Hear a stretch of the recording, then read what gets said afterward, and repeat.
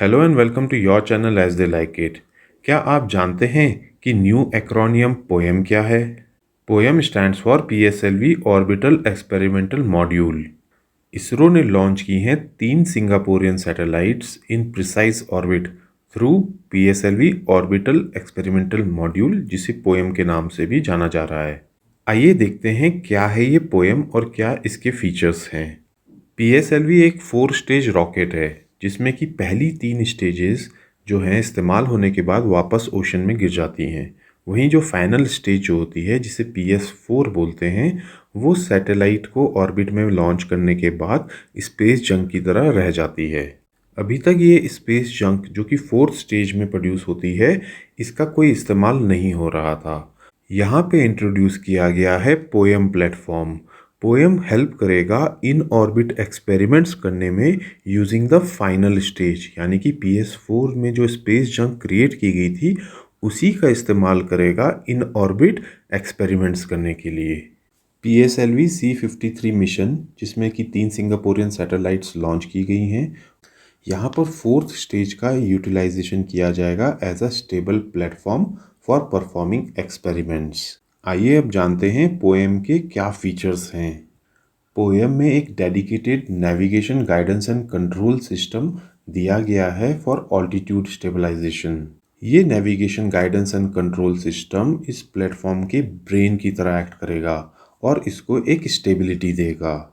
जहाँ तक पावर की बात है तो पोएम डिराइव करेगा power from solar panels and lithium ion batteries.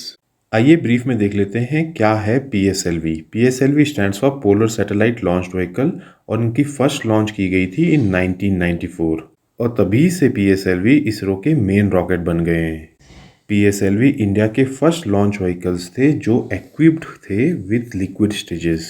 Chandrayaan 1 और मार्स ऑर्बिटर स्पेसक्राफ्ट भी PSLV के थ्रू ही लॉन्च किए गए थे। आइए अब ब्रीफ में जान लेते हैं क्या डिफरेंसेस हैं PSLV और GSLV में। इसरो के 2 मेन सैटेलाइट लॉन्च व्हीकल्स हैं, पोलर सैटेलाइट लॉन्च व्हीकल जिसे PSLV के नाम से जाना जाता है और GSLV geosynchronous satellite launch vehicle.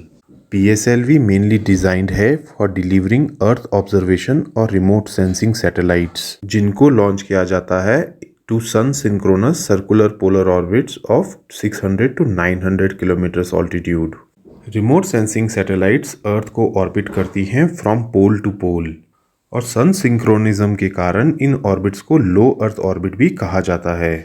इसके अलावा PSLV का इस्तेमाल किया जाता है for launching satellites up to 1400 kgs to elliptical geosynchronous transfer orbits. PSLV एक 4 स्टेज लॉन्च व्हीकल है जिसमें फर्स्ट और third stage solid rocket Motors इस्तेमाल करती है और सेकंड और fourth stage liquid rocket engines का इस्तेमाल करती है। जहाँ तक GSLV की बात है तो GSLV डिज़ाइन की गई है to deliver the communication satellites to geosynchronous transfer orbits. GSLV के 2 वर्जन्स डेवलप किए गए हैं। पहला वर्जन है GSLV MK2, जिसकी कैपेबिलिटी है to launch up to 2500 kgs of satellite to GTO, यानी कि जियोसिंक्रोनस ट्रांसफर ऑर्बिट्स, और 5000 किलो की सैटेलाइट्स को to the lower earth orbits. GSLV MK2 एक 3 स्टेज व्हीकल है जिसमें first stage solid rocket motor इस्तेमाल करती है, वहीं सेकंड स्टेज लिक्विड फ्यूल इस्तेमाल करती है और थर्ड स्टेज इस्तेमाल करती है indigenously developed cryogenic upper stage. GSLV का दूसरा वर्जन है GSLV MK3। MK3 version heavier satellites को ले जा सकता है और ये कैरी कर सकता है 4 टन की सैटेलाइट्स को टू जियोसिंक्रोनस ट्रांसफर ऑर्बिट्स। ऐसे ही ये 10 टन्स तक की सैटेलाइट को ले जा सकता है टू लोअर अर्थ ऑर्बिट्स। अगर आपको ये पसंद आती है वीडियो तो इसे लाइक एंड सब्सक्राइब करें। वहीं इंस्टाग्राम और टेलीग्राम से जुड़ें जहाँ पे कि हम फ्री PDF और फ्री नोट्स देते हैं। Thank you.